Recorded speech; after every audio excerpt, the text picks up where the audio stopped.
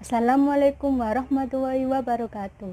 Perkenalkan, nama saya Maulidia Nanda Aziza dari kelas 12 RPL 2. Di sini, saya akan menjelaskan tentang proyek UKK saya yang berjudul Cosmetic Shop. Nanti saya akan menjelaskannya di video selanjutnya. Baik, kita lanjut di video selanjutnya. Saya akan menjelaskan tentang konsep dari proyek UKK Cosmetic Shop. Yang pertama, latar belakang. Penjualan produk melalui internet sedang berkembang secara pesat. Banyak perusahaan yang memanfaatkan teknologi internet berbasis web sebagai salah satu strategi perusahaan dalam menawarkan produknya, tanpa dibatasi oleh ruang dan waktu.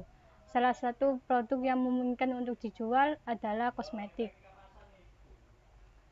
Di sini saya menggunakan teknologi berbasis web, bahasa pemrograman PHP dan database MySQL, dan menggunakan server yaitu SMTP.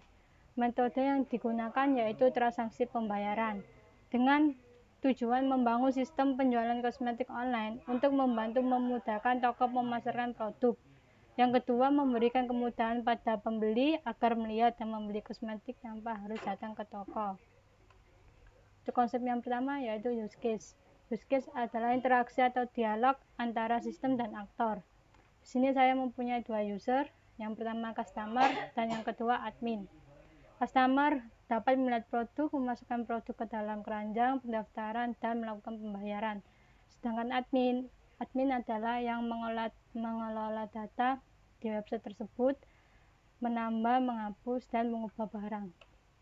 Untuk activity user, activity diagram adalah diagram yang menggambarkan berbagai aliran aktivitas dalam sebuah sistem yang sedang dirancang dan bagaimana masing-masing aliran berawal. Jadi ini adalah kegiatan dari user tersebut. Saya akan membesarkan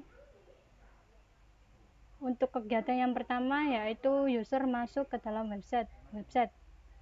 Masuk website menampilkan data. User akan memasukkan nama pengguna dan kata sandinya. Sistem mencari data tersebut. Jika berhasil, website akan menyatakan masuk berhasil. Jika tidak, kembali lagi ke tampilan data masuk. Untuk kegiatan yang kedua yaitu user dapat melihat produk. User membuka website memuat data produk dan menampilkan beranda. Setelah itu user akan melihat produk kosmetik.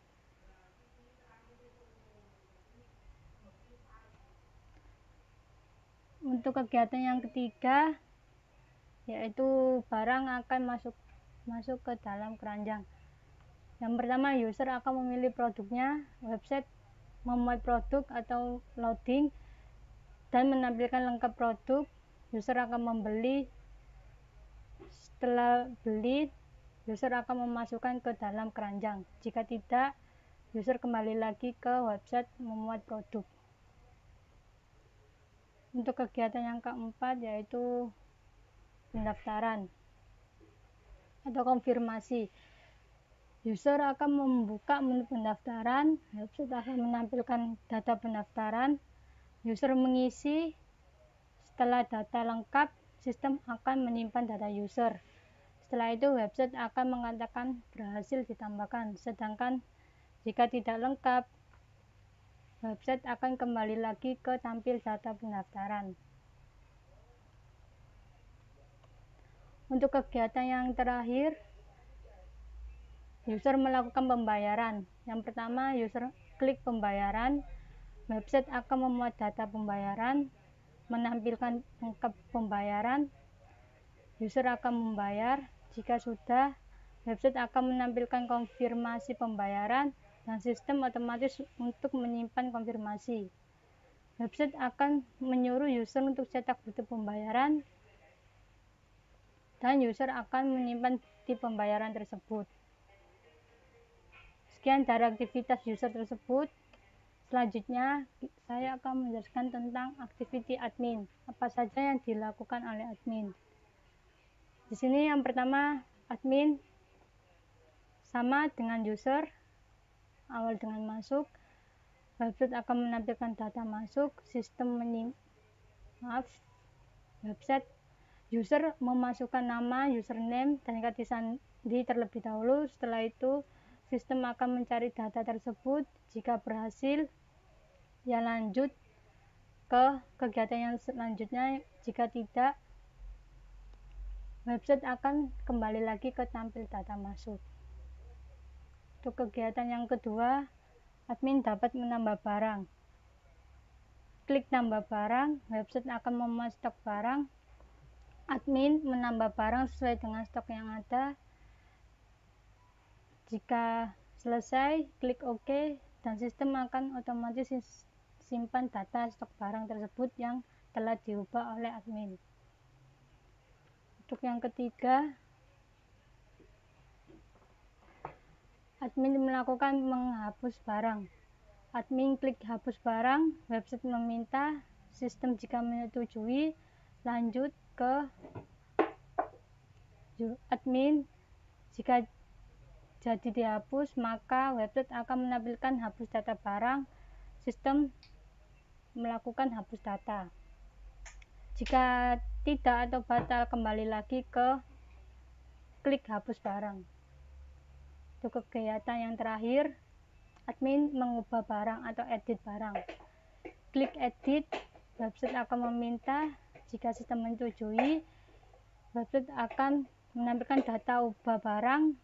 Admin mengisi ubah barang atau mengganti ubah barang. Setelah itu, sistem otomatis mengubah data barang. Jika sudah selesai atau oke, sistem akan menyimpan data yang sudah diubah. Jika batal, kembali lagi ke data ubah barang atau tampilan website ke data ubah barang. Oke, selanjutnya DFT level 0. Diagram alir data adalah suatu diagram yang menggambarkan aliran data dari sebuah proses atau sistem. DFT juga menyediakan informasi mengenai luaran dan masukan dari setiap entitas dan proses itu sendiri. Di sini saya mempunyai dua user, yang pertama admin dan customer. Untuk admin menginput data produk ke dalam sistem penjualan. Setelah itu sistem mengeluarkan atau menampilkan produk tersebut terhadap customer. Setelah itu customer akan membeli produk ke dalam sistem penjualan toko kosmetik dan sistem otomatis akan memberikan laporan kepada admin. Itu dia kegunaannya. Dan yang selanjutnya yaitu DFT level 1. DFT level 1 tersebut yaitu jabaran dari DFT level 0 atau DFT level pertama. Di sini saya akan menjelaskan lebih detail dan saya akan besarkan agar jelas. Di sini saya ada admin dan yang kedua yaitu customer. Untuk lingkaran-lingkaran ini yaitu kegiatannya. Yang untuk kegiatan yang pertama yaitu login, kedua kelola data, ketiga registrasi, keempat pembelian produk, kelima konfirmasi pembayaran, dan yang terakhir yaitu laporan penjualan. Untuk tanda panah ini itu sendiri yaitu data atau keluaran dari admin. Admin akan mengeluarkan data admin dan melakukan proses login. Setelah itu, setelah melakukan proses login, dikeluarkan lagi dan masuk ke dalam tabel login. Dan saya mempunyai tabel-tabel yang lain yaitu kosmetik, kategori, customer, dan tabel checkout, tabel keranjang, dan yang terakhir tabel laporan. Lanjut, setelah masuk ke dalam tabel login, lalu data tersebut melakukan pengelolaan data. Data admin melakukan pengelolaan data produk dan data kategori produk akan dimasukkan ke tabel masing-masing, tabel kosmetik dan tabel kategori. Setelah itu dikeluarkan lagi untuk melakukan pembelian produk atau kegiatan pembelian produk yang dilakukan oleh customer.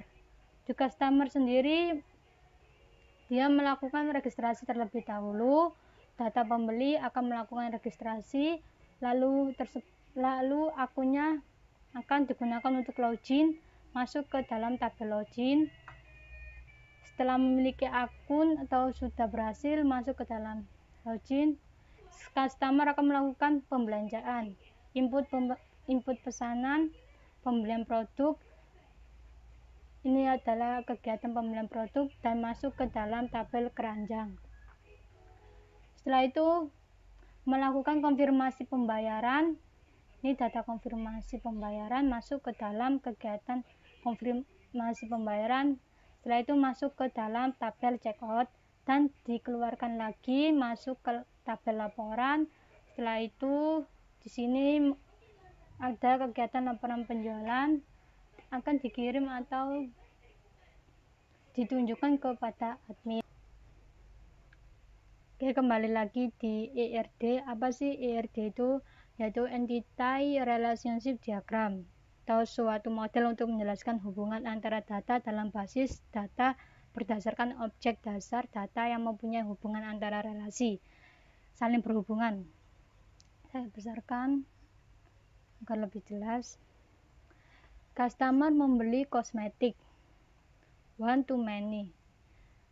Satu customer ke banyak kosmetik atau bisa membeli kosmetik banyak sesuai dengan keinginan customer, dan customer memiliki atribut ID customer, nama dan nomor telepon, sedangkan kosmetik memiliki atribut ID, nama kosmetik, gambar, harga, stok, dan deskripsi.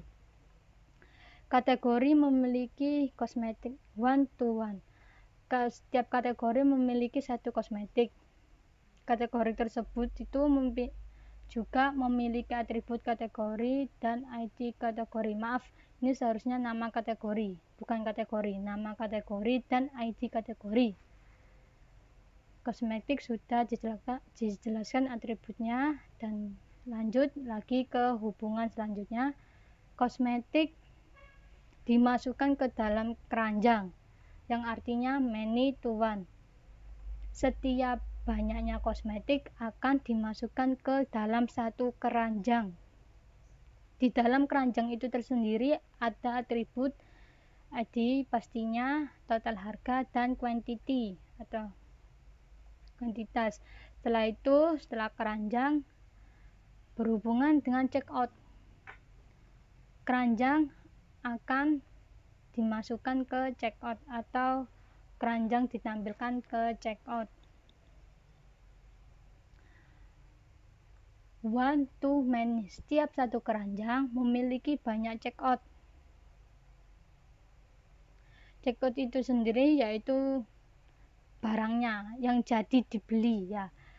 Memiliki atribut ID, tanggal pembelian, jumlah total, dan ID status. Setelah checkout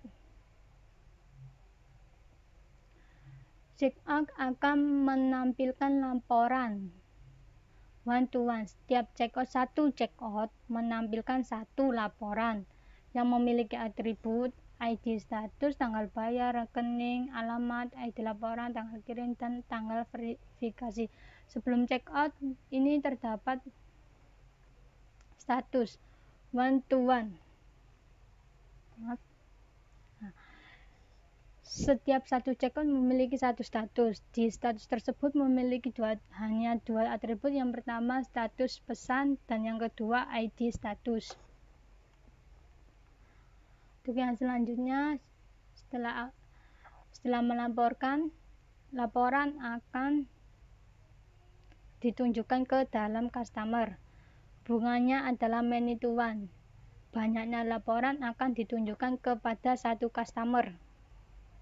Customer itu sendiri memiliki atribut ID, nama, dan nomor telepon.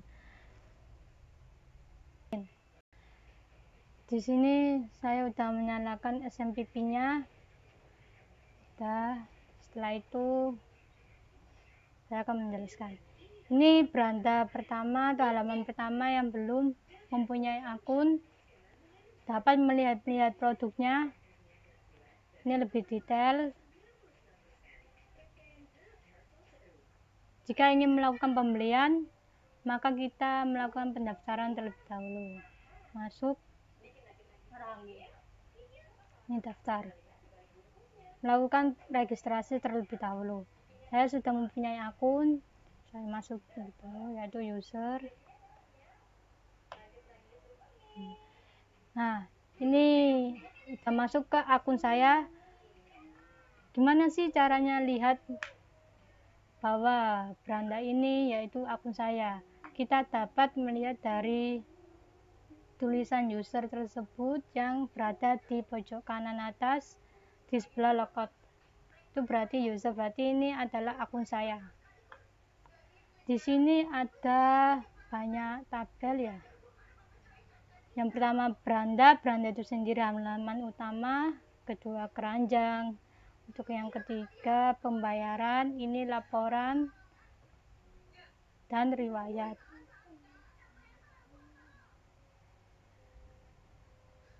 Nah, ini laporan dan itu riwayat.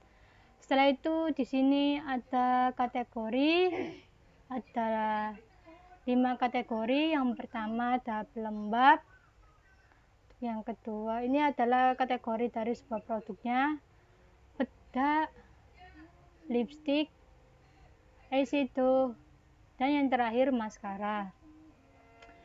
Sebelum melakukan pembelanjaan, otomatis kita sebagai pembeli harus membaca aturan website terlebih dahulu agar supaya lebih jelas. Di sini ada info belanja. Untuk yang pertama, pembayaran dilakukan dalam jangka waktu 1 kali 24 jam atau sehari. Jadi oleh admin ditunggu selama 1 hari melakukan pembayaran. Untuk yang kedua, pembayaran itu sendiri dapat ditransfer melalui rekening BCA dan Mandiri. Ini nomor rekeningnya. Dan untuk yang ketiga, setelah pembayaran, kirim bukti kepada website atau kepada admin ke halaman riwayat. Ini riwayat. Nanti ada konfirmasi tersebut, konfirmasi pembayarannya sendiri. Dan yang keempat, pengiriman dilakukan dengan cara COD sekitar alamat store. Apabila dikirim langsung ke alamat rumah, bisa dapat dilakukan. Untuk yang terakhir, hanya menerima pemesan di dalam kota karena website tersebut ditujukan untuk dalam kota aja atau di Surabaya, yaitu nih Surabaya dan sekitarnya. Lanjut, ini alamat store, ini kontak dari website tersebut atau dari tokonya. Lanjut, kita coba memilih barang dari toko tersebut. Saya akan membeli pelembab. Ini kita dapat membeli sepuasnya, dan ini kita akan melihat stoknya sampai berapa. Coba kita beli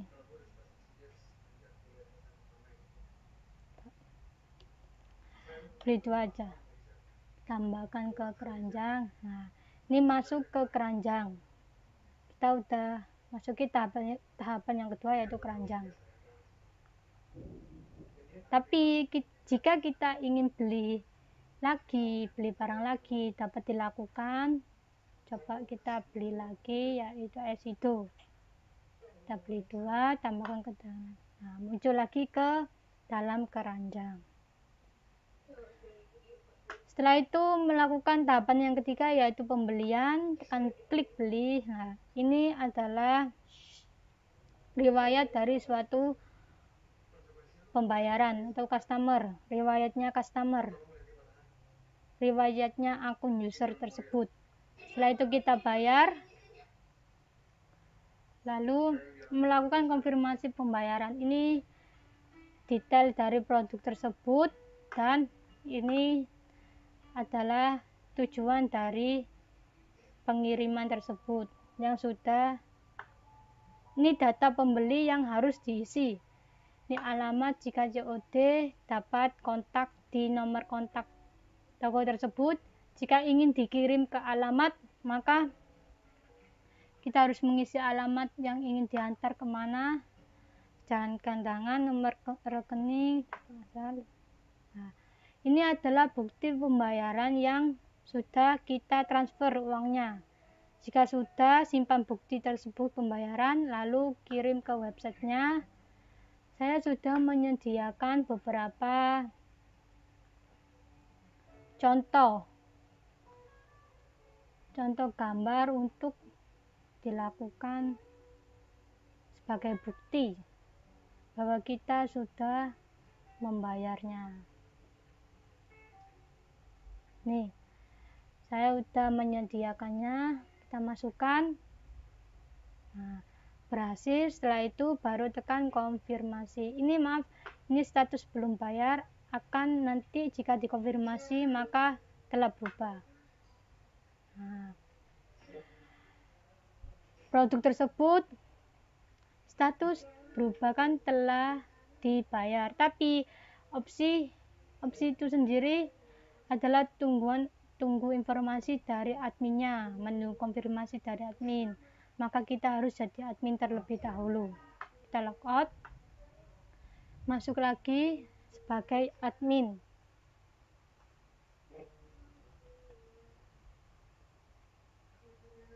Nah, ini admin. Oke, kita udah menjadi admin dan masuk ke halaman admin. Di sini customer, yaitu akun-akun yang sudah terdaftar di website tersebut atau toko tersebut. Setelah itu ada kategori kosmetik itu sendiri dan laporan. Oke, laporan tadi udah dikonfirmasi, lalu kirim barang. Di sini ada alamat, ini alamat pembeli, namanya pembeli, nomor rekening, dan ini tadi cetak bukti yang sudah dikirim oleh pembeli, tanggal bayar, verifikasi, dan tanggal kirim ini belum muncul karena ini belum ditekan atau diklik kirim barang. Coba kita kirim. Nah, di sini sudah berhasil, barang sudah terkirim. Coba kita, jadi di admin tersebut sudah beres, maka pembeli tersebut menunggu barangnya akan datang. Kita coba jadi user lagi.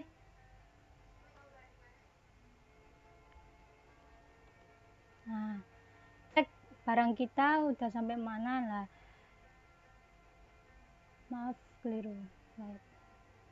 Nah, nih setelah sudah kita lihat dari laporan, nah statusnya akan berubah menjadi dikirim. Jadi produk kita udah dikirim oleh admin dan kita akan menunggu barang tersebut. Oke, sekian dari penjelasan saya, penjelasan fungsi dari website saya, online shop. Baik, segitu saja penjelasan dari video saya. Terima kasih Bapak dan Ibu penguji UKK. Mohon maaf jika ada salah kata, disengaja maupun tidak disengaja. Wassalamualaikum warahmatullahi wabarakatuh.